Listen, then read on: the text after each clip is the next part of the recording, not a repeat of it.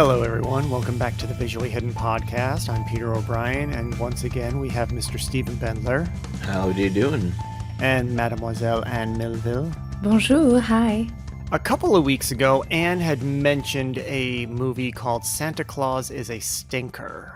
And she said it was huge in France. But I looked it up because I was very interested in it, and I could not find the film streaming anywhere, at least in America. But in looking for it, I found that it was actually remade in the 90s in America as a film called Mixed Nuts, starring Steve Martin. And I've seen that movie. I had just added Mixed Nuts to a watch list because I'm trying to add movies I haven't seen yet. So I had no clue. I was like, Steve Martin, I haven't seen this one. Let's add it to the list. And now here we are. We're gaining on you, Anne, and your cultural significance. No, but really, it's the best film ever for me. It's one of my favorites of all times. And if you want to see it, come to France. And on Netflix France, they're streaming it right now. So everybody's watching it in France through Netflix. But yeah, it's a very great movie. I've never seen the American version of it, so I heard it's not as fun as it is in French. But you know, it's a French guy who said that, so we always think that we are better than the rest of the world. So maybe that's not true.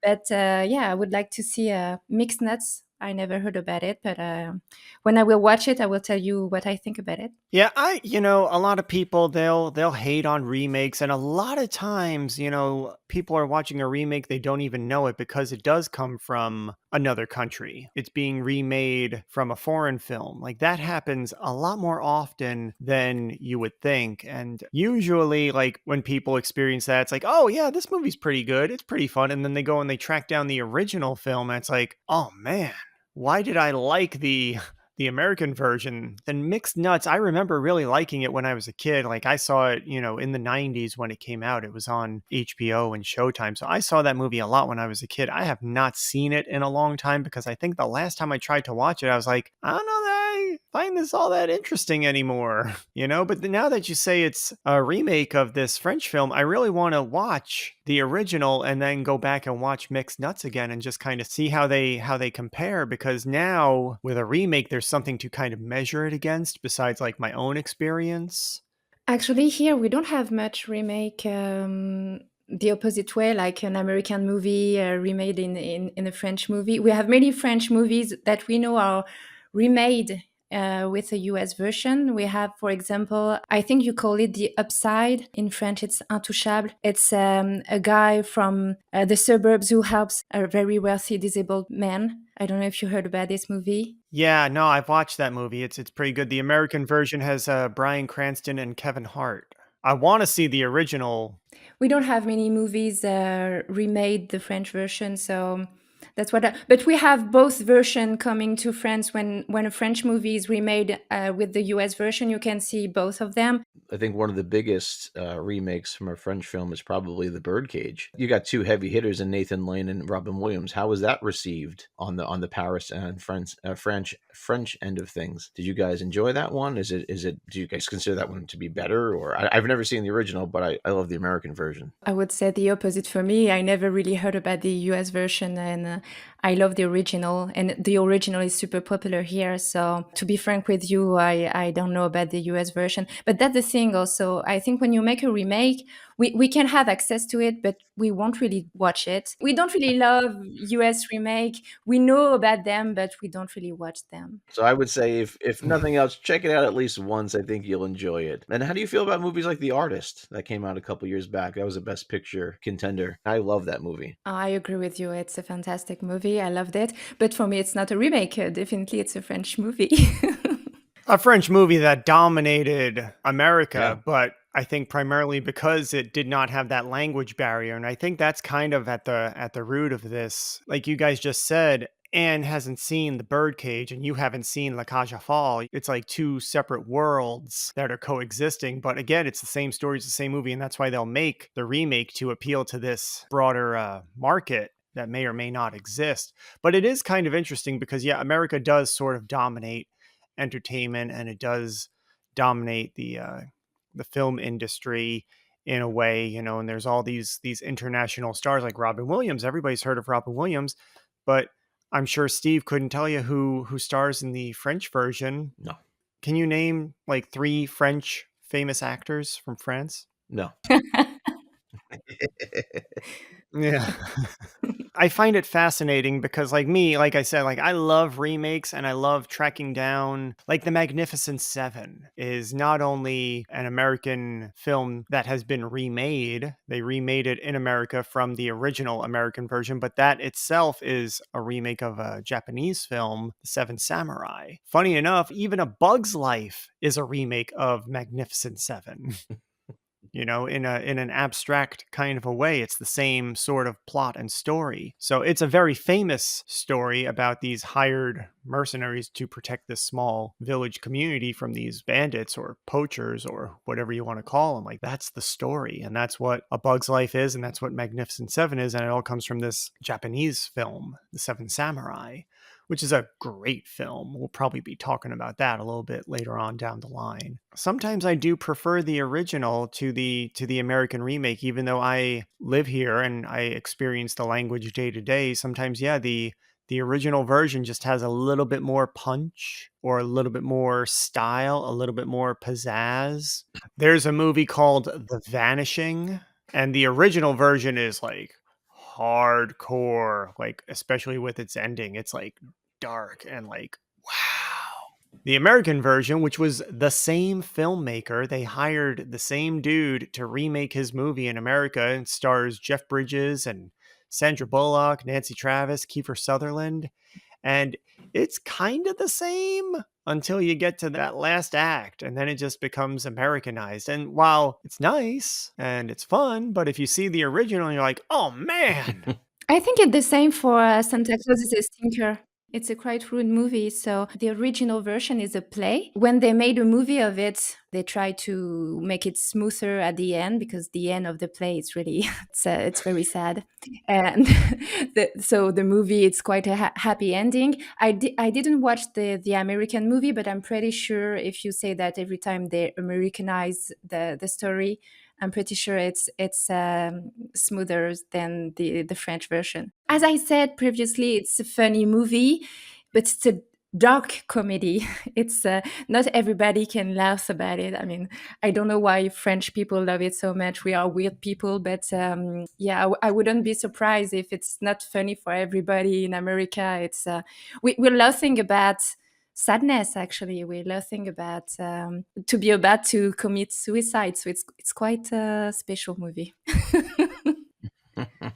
We feel kind of offended, I think, that you want to remake our stories, because even if you try to do the same thing, it won't be the same, because the first movie has is its soul, its its core. I don't know how to say that, but when you try to redo something, it's not like the original. It won't be. It will never be.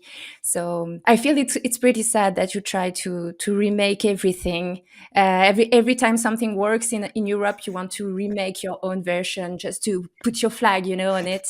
And yeah, I don't really like the concept.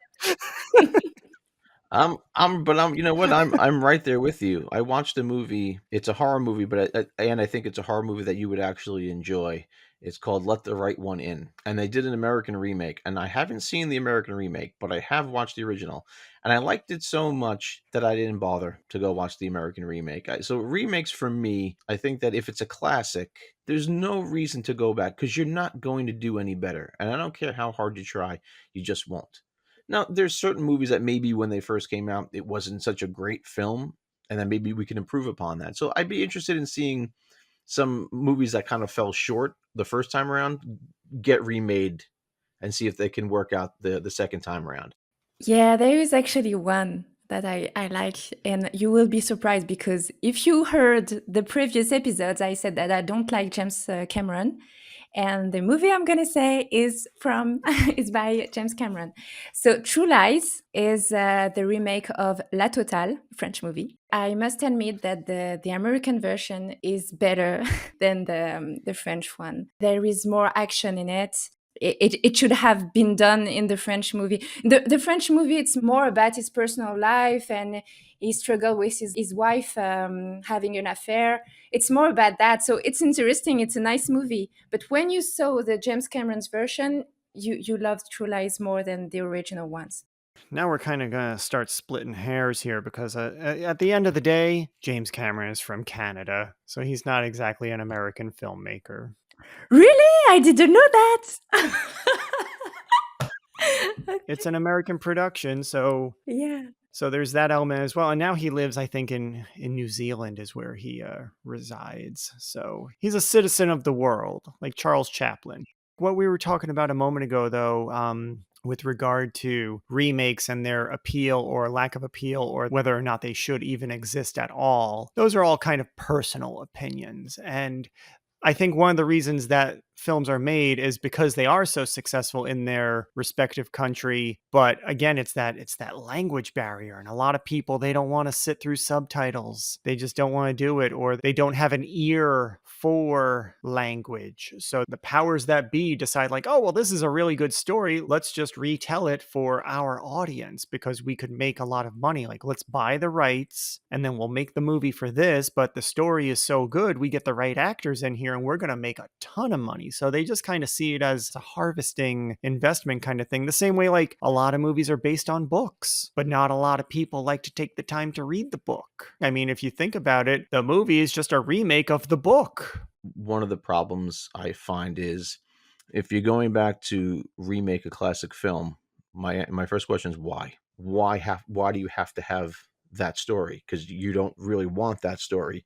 You want portions of that, and then you want to do your own thing with it. Well, that's that's something that happens here as well with adaptations from books. I mean, we talked about Jaws a few weeks ago, and the book and the movie couldn't be more different if they were in different languages. You know what I mean? Like they are very different, but the core of the story is the same. And so, yeah, it just comes down to, I think, like, and again, I'm not saying, one way or the other. I'm just saying that I like the idea of experiencing a story in different ways. Mhm. And with regard to something like Jaws, it's almost like a gateway. I got into Jaws through the film, but through the film, I learned that it was based on a book. And so then I went and I found the book and I experienced the book. So yeah, about what you said about remaking a book into a film, I totally agree with you that it's an interesting point of view. Of course, you can have the director's vision of it, which you don't have when you read a book. It's your vision. Everybody has his own imagination when we read a book. And that's the same for plays. When you watch it and when you watch a movie about a play, I feel like you can have a different vision of it. And that's interesting. When it comes from a book or a play to a movie, you can have more sensitivity about the message. And for example, as I said about Santa Claus is a stinker, it's about loneliness, depression, and I feel that the allegory about the human suffering is stronger in the movie than you can have in the play. Also, for me, this movie is an allegory about the division between the rich and the poor. When you watch it, you clearly have a character from wealthy situation and character from poverty. I mean, you can see that they're fighting to each other, but actually they have the same human suffering. Sometimes the motivation behind a remake could be, again, like Steve said, to take what you want, but then infuse something with your own ideas or your own direction and to kind of use it in an allegoric sort of way. You think of a movie like The Thing. It was the original, The Thing from Another World. It's highly regarded as a sci-fi classic. And so then now Steve begs the question, well, why remake it? Well, it's from the 50s. It's black and white. It is still a good movie, but it's also, in its own way, it's kind of a Frankensteinish monster movie. And with the advancement of technology, with the advancement of makeup effects, with the advancement of all these different things, and the story, even if you watch those two movies back to back, the story is a little bit different. And it's all based on a short story or a novella called Who Goes There, which, again, it's like, all right, well, there's the source material. Let's remake this story as a film. Okay, let's remake this film as a better film or a modern film or a contemporary film. So there's always these ideas that come into play. But, the infusion of allegory, I think is a novel approach, no pun intended. No, I agree with you. If you're going to bring something new to the table, I'll hear you out, but you've got to bring something substantial, not just, oh, we changed the ending because now it's happy. That doesn't work for me. If you're going to be bold and touch a classic, then be bold and let me see something. Scarface, both versions of Scarface are different movie, very different movies. And I love the De Palma version, but there's a good case that the first one's a great movie and on its own. So if you're going to be bold, be bold. It's funny that you should mention Scarface in that because it was directed by Howard Hawks, who also directed the original version of The All right. Thing. So there you go. Sometimes it's trying to stand on the shoulders of greatness to elevate yourself. That's it. One film that kind of encompasses everything we've been talking about. It comes from a book that is a French book, and it was an original movie that was remade into another movie, is this week's VHS selection, which was Planet of the Apes.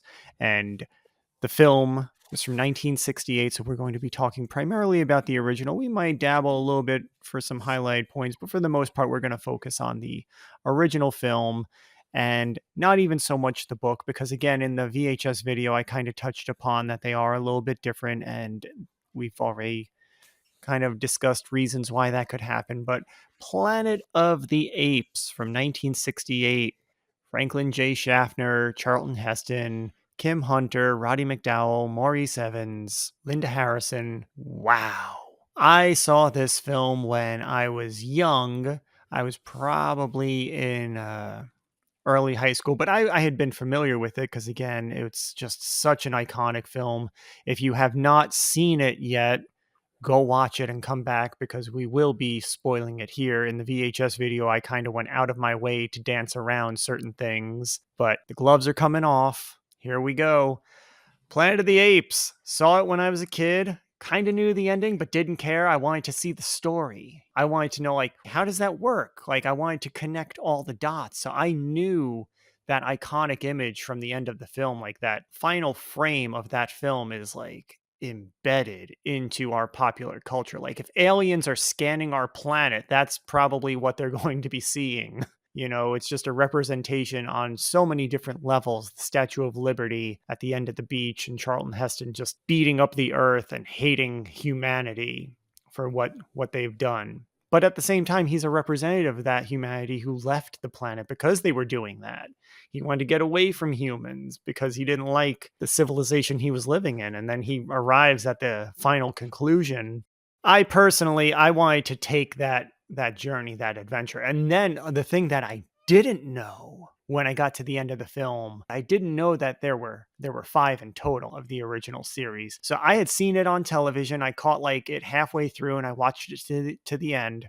I went to the video store, rented it, and the VHS copy that I rented had a trailer for the other films before it. So I was like, oh, wow, this is going to be awesome. This is like Star Wars before Star Wars, only not Star Wars. It's more sci-fi fun. I'm on board. I was already there. I know what I'm doing when I get back to the video store. I'm taking out, the next one, which was Beneath the Planet of the Apes, and then Escape from the Planet of the Apes, Conquest for the Planet of the Apes, Battle for Planet of the Apes. They're all worth watching in their own way.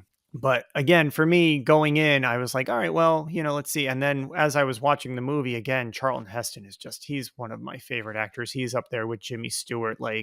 That man can do no wrong in my mind. I'm always called back to the scene in Wayne's World 2 when they're like, I'm sorry, can we bring in a better actor? And who do they get? Is this the best we can do? They get Moses. They get Ben-Hur. They get Charlton Heston in there. And he kills it. Mm-hmm. And you know what, Anne? I'm talking to you now because you had mentioned True Lies, and Charlton Heston is in True Lies. I don't think it's a coincidence that movie is awesome and superior. I'm sorry, that man just brings everything up a notch. On that note, I will say this. When I am directing actors and they're not quite getting what I mean, there's been more than one time I've pulled that clip up from Wayne's World 2 on my phone and showed them, this is what I'm talking about. You want to be the first guy or you want to be the second guy? Be Charlton Heston in this moment. And then they oh, wow. They see damn. Gordon Street. I used to know a girl on I Gordon once knew a Street. girl who lived on Gordon Street. That's my one of my favorite things ever filmed. I love that clip. I love that scene. I love that man. So Charlton Heston, Planet of the Apes. I'm gushing, so I'm just going to turn it over to Anne, who watched this film for the first time this week. Yeah, so I understand that I can't say anything wrong about Charlton Heston, right? He's a great actor. No, you can No, say whatever you like. It's okay. I mean, you could be wrong, but that's fine too.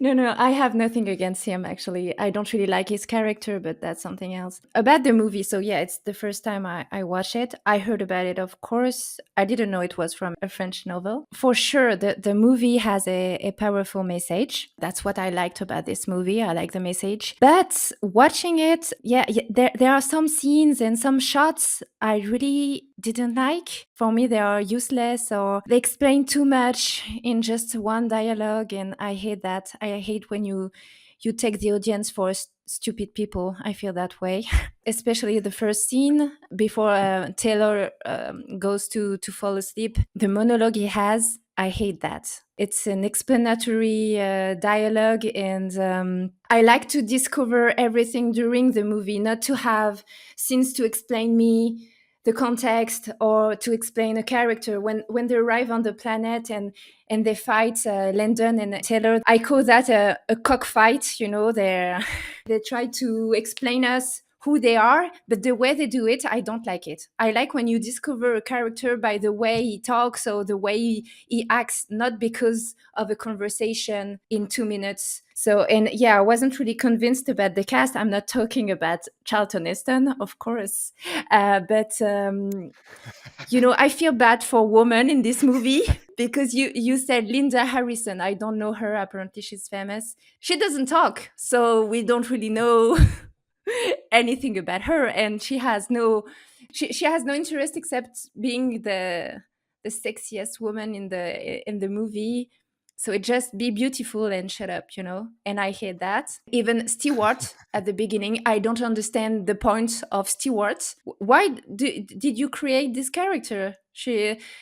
She doesn't talk, she sleeps, then she dies, and then anytime someone talks about her, it's not really nice what they say about her. So please forget about Stewart. I don't know, I don't like this part of the movie. I'm sorry, maybe I'm too long, but except the message, I like the message of the movie, what it says, but all the rest I don't really like it. You like the message, but you don't like the messenger. Exactly right.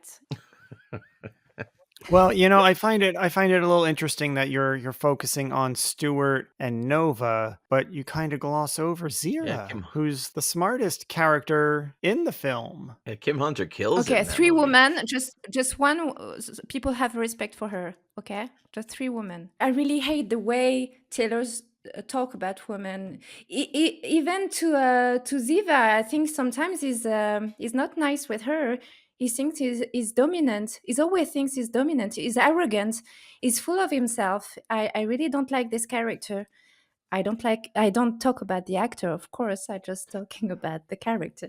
Well, at one point he's talking to Nova, but whether or not she's understanding is another question. But he talks about the world he came from and when he left it and why he left it and how there was lots of love making but no love. It's like he left because he was searching for something, some type of deeper connection. So he left the world because of people's behaviors and practices, and he went searching for something different, something better, something, and he found it. And no, for me, he should look at himself, really. That's the point. I think nobody loved him before, but maybe there is a reason. Just saying. Yeah, no, he's as I said in the video, he's a cynical pragmatist. He's very cynical in his outlook towards the world, and he's a pragmatist though in regard to like how he chooses to function in it. He's a survivalist, but I think he's actually a fair representative of the world and humanity. A lot of people are out for themselves. Yeah. He's not the ideal hero. He's not the idealist kind of when you think of like a sacrificing hero who's going to, put himself before others. He's going to put himself before himself, and he would have been a little bit more remorseful. Like, oh, when Stewart, dies, he's very dismissive. Like, Airleague, she died in her sleep. Get over it. You'll sleep better. Like he's very dismissive. And I think that's part of his character being put into this situation. And that's part of the allegory of this story is like, yeah, you're no better than anybody, buddy. Well, I think that's the point of Like, how they got to that place where the apes could take over. If that's the yeah, representation of what humanity was, more specifically an American, that's kind of how you ended up where you ended up, pal. You tried to avoid it, but you just yeah. landed back in it, and you were worse off because of that. I don't know that you are supposed to necessarily like Taylor. And that's kind of one of the more interesting things about this film is yeah, he is carrying this story, but I always like Cornelius and Zira. They were kind of the ones that I connected with. They were the most human Yeah. of the characters. And I think that's the way it's supposed to be. So again, it takes these ideas and it turns them around, and that's where we get the allegory from. But then we also like it turns it upside down and it rotates it, spins it around, so you don't know which direction you're going, and then you finally wind up like looking in a mirror when it comes to the end, and it's like Yeah. whoa. Yeah, but then That's when you part of think the about it, I think the power of the journey and the power of the film and the story. yeah, and then when you think about it, when Taylor's greatest, opposition is Dr. Zaius, and they're kind of the same guy. They're stubborn. They're hard headed. They think they know what's best. They want to control everything and everybody, and control situations. And it becomes the old fashioned pissing contest, at the end there. And I mean, you could see that even though the apes think that the humans are primitive comparatively, they will meet the same fate as the humans because you have characters like Zaius and the rest of the tribunal and all those people that still have those core values, and they try to keep people like Zira and Cornelius down or keep them in their place or keep, and again we go back to the government and lying, and they're suppressing all this information from Cornelius and telling he's forbidden to go to the forbidden zone and he can't go look into that cave, and you're not allowed to do this and you're not allowed to do that. It's like, well, why? Well, you can't ask why. So the apes will eventually get to the point that the humans did, because it's like history. It's the old, history. You're doomed to repeat it if you don't learn from it, and that's kind of another one of those. There's a lot of allegories, I think, in this film about just the treatment of different people, because you could put any group of people that have been marginalized or treated poorly in the course of history in the shoes of the apes or the humans, depending on how you're looking at it.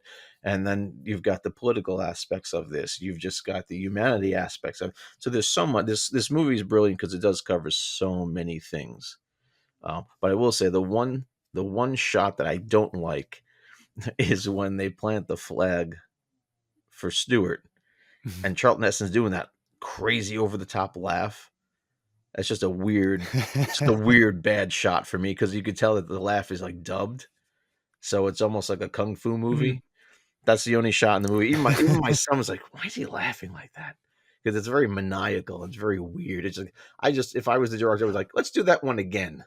Well, that's the cynical aspect of his character, and I don't even necessarily think he's planting it for Stewart so much as like like a Neil Armstrong Right. flag on the Right. moon Right. kind of thing. Like he's like claiming it, like yes, America has been here, and Charlton Heston is just like, "Oh, you gotta be fucking kidding me. You're doing that shit, man. Come on. Nobody's following us. Like this, what we don't even know where we are. What are you doing? This is so stupid. That's so the American thing to do." Oh yeah. No, He's I don't know. laughing at everything that they walked away from. I don't mind the laugh. I don't like the take. It's like the no Okay. in Revenge of the Sith. I don't mind the no. I don't like the take. Let's do one more. I will say though that when I first saw the film, I did have a similar experience to what Anne was talking about there with regard to the female characters. Like because again, I came in the middle when I first saw it. So when I first started watching the film, it was after the hunt when Taylor is first captured and he's getting his blood transfusion. That was where I started watching it the first time I saw it. So when I went back and I watched the movie from the beginning and I saw Stewart, I was like, oh, wow. Oh, and Landon. And because Landon comes back later on and you see Dodge in the museum, but Stewart, he mentions her, but you don't really know. So when I went back and I watched it, I was like, oh, wow, she got dismissed quickly. And then, yeah, when they bring in Nova, it's like, okay, yeah, we kind of know her intent and purpose, especially when Zira puts him in the same cage to mate, Hmm. like panda bears, like, but again, that's how the apes see the people as humans, so it's again taking that idea that we use on animals in zoos and turning it around on us. Like, okay, that's cool and interesting, but I did feel, kind of what Anne was talking about, how like, yeah, the female characters are dismissive, but I really connected with Zira, and so I sort of like saw her as like, oh well, she's the smartest one in the room. She's like Ripley of Planet of the Apes, like she's the smartest one, and she is the one who's asking the right questions and looking for answers, trying to advance it in a good way, as where Dr. Zaius is trying to suppress it in a bad way.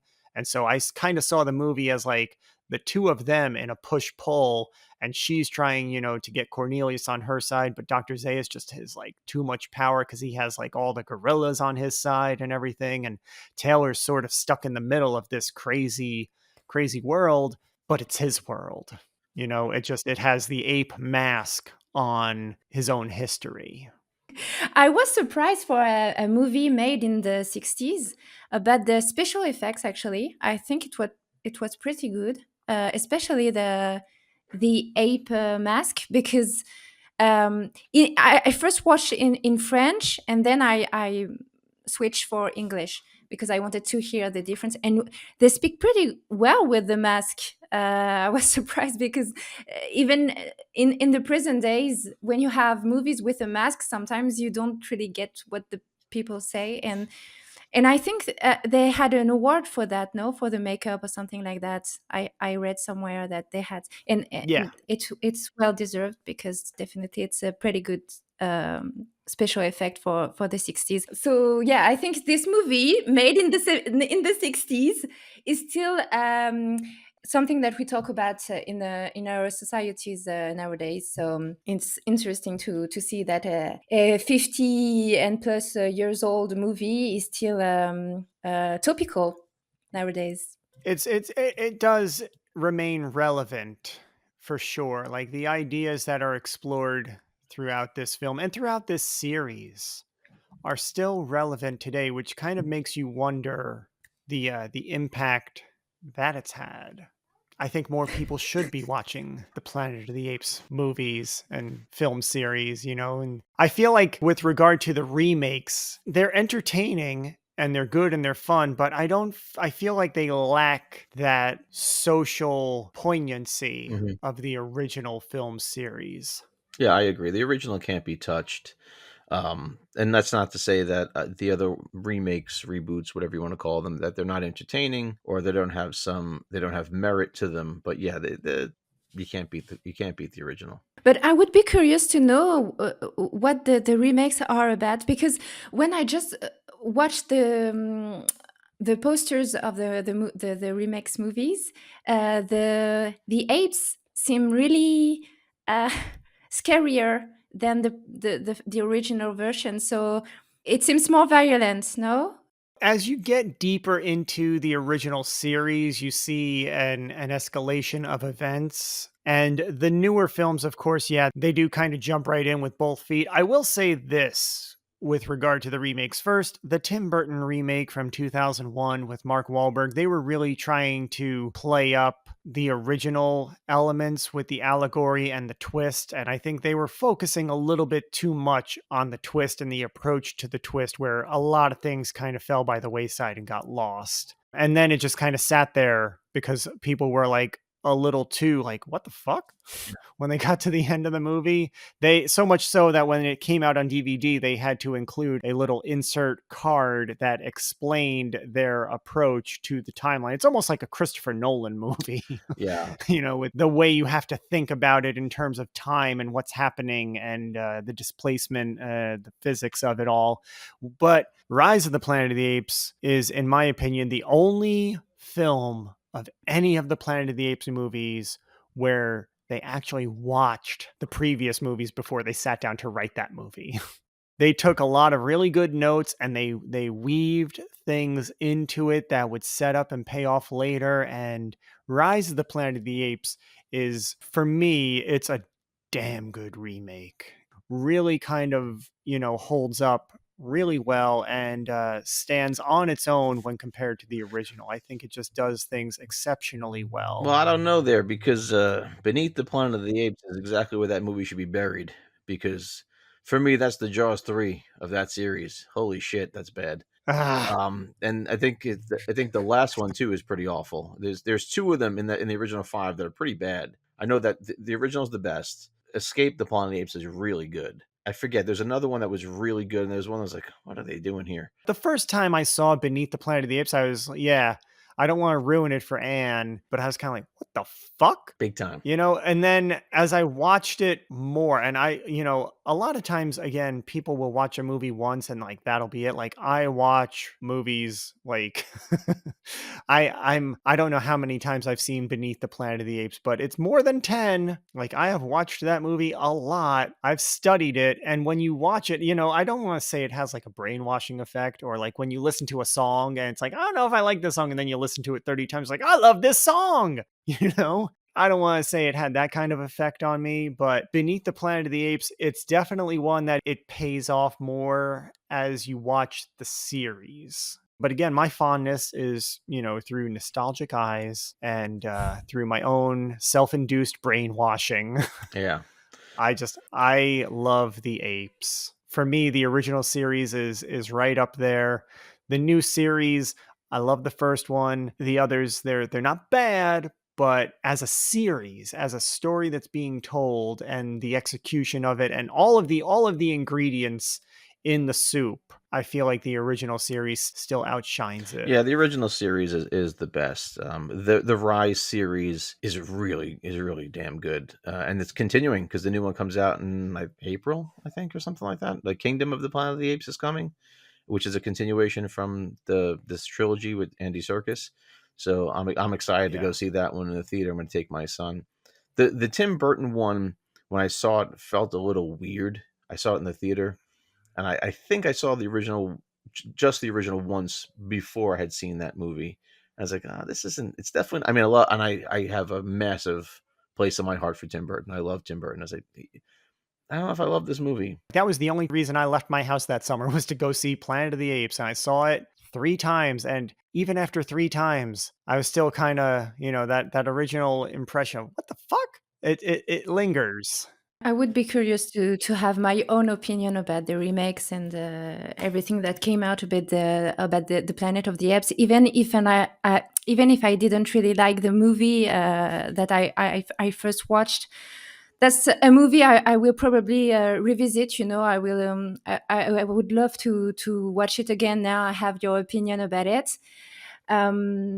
And I agree with you, Pete, about Cornelius and Ziva. Actually, those characters are the one I could relate to, and those characters made me like the movie. I must say, because that's the thing. That's what I said. Taylor is really the character I don't like, and that's probably why I don't really liked this movie at first sight, because he's the main character, so if you don't like the main character, you don't relate to him, it gets complicated to be involved in the movie. I feel that way. But I agree with you with Ziva and Cornelius. I love those characters. I felt bad for this poor Nova, the way she is treated.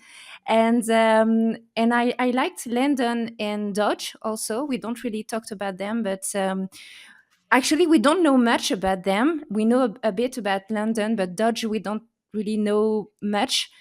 But I like those characters, and you want to know a bit more about them before they get they get transformed. Let's say that way. So yeah, it would be interesting if in one of the other movies they talk about them, but I don't. I think they don't. I like the characters actually, except the main one. So that's the problem in this movie. Um, Also, what we could talk about at the end of the movie, because you said that we can spoil a little bit in the podcast, but I was really surprised by the end. So that's a good point in the movie. The end is really great. And I'd love to have your theories about what happened on Earth, what happened to get devastated like that, and to have the apes taking the control of it. And apparently, all animals disappeared except horses and apes. So, what's your theory about it? In the original series, they kind of touch upon that a little bit, and they talk about how there was an animal virus that came back from space, and then it started to affect cats and dogs, and then people needed pets to replace their pets, so then they started bringing apes into their homes and teaching them, and so then apes started to, they're very smart, so then they started to become trained, and then it became like a kind of like an allegory for slavery, and it just elevated and escalated from there. And then, of course, the arrogance of the human race kind of led to a bad conclusion. You get a lot of answers from the series. I don't want to necessarily spoil it for you if you are interested in checking it out, but yeah, it's pretty fascinating. I'm curious, for you, being from France, are you interested in reading the original novel, as it was a French novel? So I would be interested to read it, but yeah, I didn't know it was a a French novel. I didn't know it was from a book. Yeah, so at all. So yeah, I would be interested to read it. So in the book, you don't have the explanation of the end. In the book, the ending is a little bit different. I don't want to spoil it Oh, for okay. you. Of course, anybody who is interested, you can always go look it up online. But if you're going to read it, I'm not going to spoil it for you now. But I've read the book, and the book it's a little bit different. They take different directions and different opportunities. The story is essentially the same, but it does have its own twist, which is pretty neat. The twist in this film, like, it's not exclusive. Like, there's any representation of this story that's part of it is, I think, the twist, and I think that's also what, like, kind of like, as I said, was the downfall of the 2001 remake, was like too much focus on the twist. But the book has its own little twist as well that makes it interesting. And when you read that and you watch the film, you can kind of see, like, okay, there's the inspiration for that. I get it. It is connected, but it's different. So you kind of get something else out of it, which is cool. And that's another reason why I like remakes, because you get something different out of it. Like you were saying before, sometimes it's the director's vision playing into it. Sometimes it's the writer's agenda playing into it. Sometimes it's the environment of the way in which it was produced. There's all these different things. And so, like, that's why if I like a story, I like a story. And then that's one reason why I check out sequels, because I want more of that story. And so a remake is sort of just like kind of looking through a different lens, or looking into a different dimension. You get more of that story, but in a different way. So that's, again, just to bring it back around. Yeah. For the 2001, the Tim Burton, I have a massive place in my heart for Tim Burton. I always will. When I started in the theater, I didn't necessarily love it comparatively to the original, but then upon my third time watching it, which was for this podcast, I really appreciated it a lot more than I thought it was going to. Like, oh, I'll put this on. I watched every one of the first. I watched the original, I watched the 2001, and then I watched Rise. And I appreciated the Tim Burton one more this time. His directing's great. The script was a little clunky in parts, and I do agree that we're too focused on the end goal. But what I enjoyed about the end goal this time around is I think they were trying to take it back to a place where Rod Serling, because he wrote the original draft, and then they brought someone else on to co-write with him, and that's the screenplay we ended up with for the original film. But I think they were Yeah. trying to get back to the origin of what Serling originally wrote, with that ending, and there was going to be a sequel. I think Tim Burton, I don't know what the ins and outs are, but he didn't want to come back. And once he didn't want to come back, Helena Bonham Carter and Mark Wahlberg like, well, we don't want to come back. And I think it just fell apart from there. But interestingly enough, in 2018, they someone had gotten their hands on Serling's original script, and they turned it into a graphic novel, which I've been dying to get my hands on. And when it came out, I couldn't find a copy anyplace. So I'm still on the hunt for that because I want to read his original vision. The one thing I will say is in relation to sequels, remakes, all that talk we've had, is that I do like the approach that the Tim Burton one took, in the sense that it was a retreading, but it still gave us a little something different. And then the Rise series gave us a little something. It took it for that one, really took it from a different angle, which I appreciated. And I like to think if you took the events of Taylor and his gang and you place that where the movie kind of starts in Rise, it kind of works together. It really is, I think, a good companion piece. So again, if you're going to go down that road of remake, and especially remaking a classic, bring something good to the table, bring something interesting to the table. But then also, I think that the Apes movies and the concept of it really lends itself to different interpretations.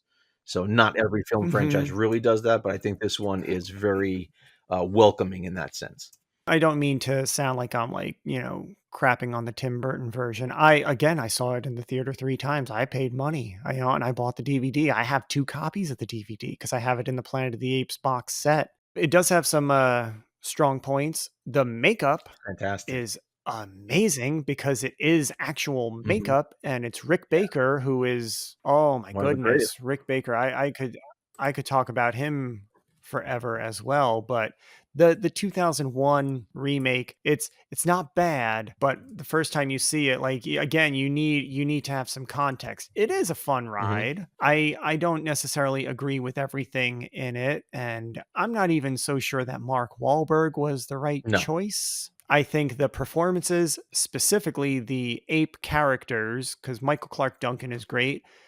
Tim Roth is Off the amazing. charts. Helena Bonham Carter is really great too. It's just the performances of the ape characters in the remake is worth watching alone, and especially because their makeup, it's Yeah, I fantastic. enjoyed Tim Roth so much in that film that I bought the figure of him on the horse. I have him and Paul Mhm. Giamatti's character Limbo because I just enjoyed their performances so much, and we've talked about this a bunch of times now. Like, you're really acting with just your eyes at that point. And Helena Yeah, Bonham Carter, I mean, I love her personally. She crushes everything she does, and she's no different in this one. And I feel like Kim Hunter would have been proud, of what mm, she did there. Um, it was a really, really great nuanced performance, and Tim Roth is just savage in that movie.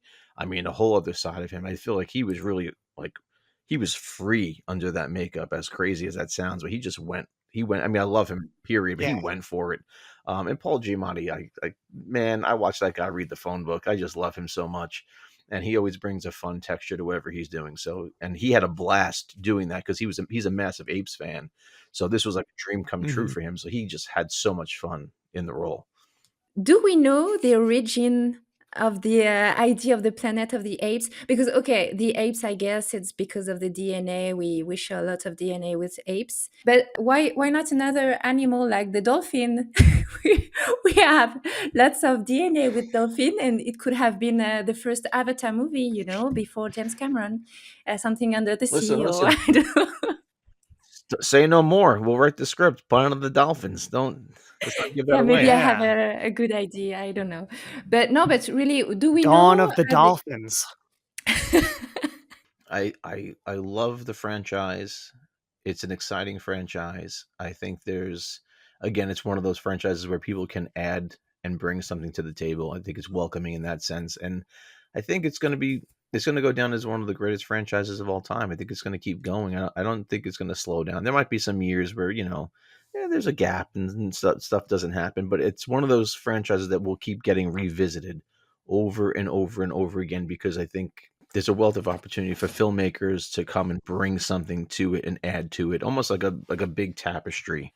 I think that's kind of the magic of the Planet of the Apes, is that it's, like you said, it's still relevant. Some of these issues are still relevant today. It's great for the filmmakers and the creators because, like, how far ahead of their time they were. But I don't know what it says about us as a people that we haven't really come that far, which is an interesting dynamic to see. But then again, all great science fiction, right, tends to do that stuff. But I think it's gonna be here for generations to come. This story, it does lend itself very much to reinterpretation. And there's a number of thematic elements within the film, within the story, that allow that to happen. And then just the application of allegory, as we've seen, again, it was first addressed in the 60s, throughout the 70s. It was revisited around, the year 2001, but then it came back strong in this new series, and it's continuing on. And I do feel like, because of these themes that were in the original novel that translated into the original film, again, they took a lot of liberties with the original film, but the core story is the same.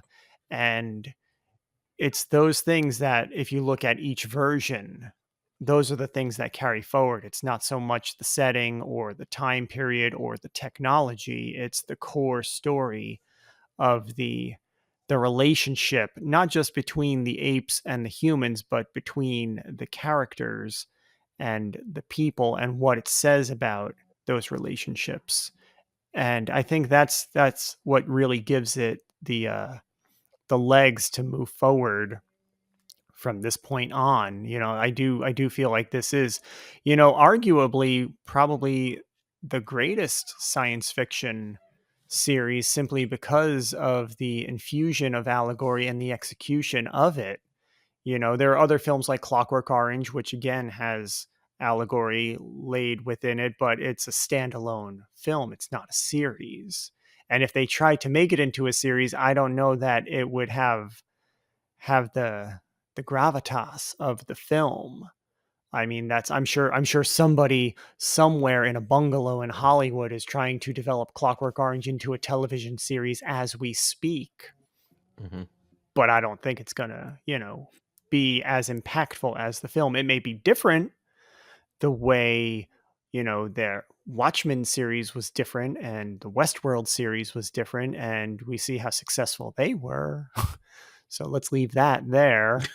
But Planet of the Apes, I mean, it was a film series, it was a television series, it was a cartoon series. It's been in books, it's been in comics, it's all over the place, and it's come back. And I think it's going to continue to come back because of that core element and the application of the allegory and the way that it's utilized. So I'm looking forward to the new ape frontier. And honestly, when I got to the end of the original series, I was crying at the end of Battle, and I was like, you know what? Let them have it. Like, we don't deserve it. I was completely indoctrinated by this film series. So there you go. I will say, Beneath the Planet of the Apes, I had higher expectations for, upon seeing where they were headed. But as I said, you watch it 15 times with the clamps in your eyes and you start to believe. So there you go. Do we have anything else that we want to say or discuss or explore about Planet of the Apes? No, sorry. That's all for today. That's it. Close up shop. It's done. On that note, I think we're going to wrap it up for today. We will be starting an alternative schedule next week, where we'll be going with the podcast every other week, offset with our VHS releases. So be sure to check those out and then follow up with us a week later for our commentary. You can catch Stephen Bendler over on Steve's Pop Culture Corner on Instagram. Anne and I, of course, are also on Instagram and Letterboxd, so you can follow us there and check out what we've been seeing, see what we think of it. And until next time, go ape!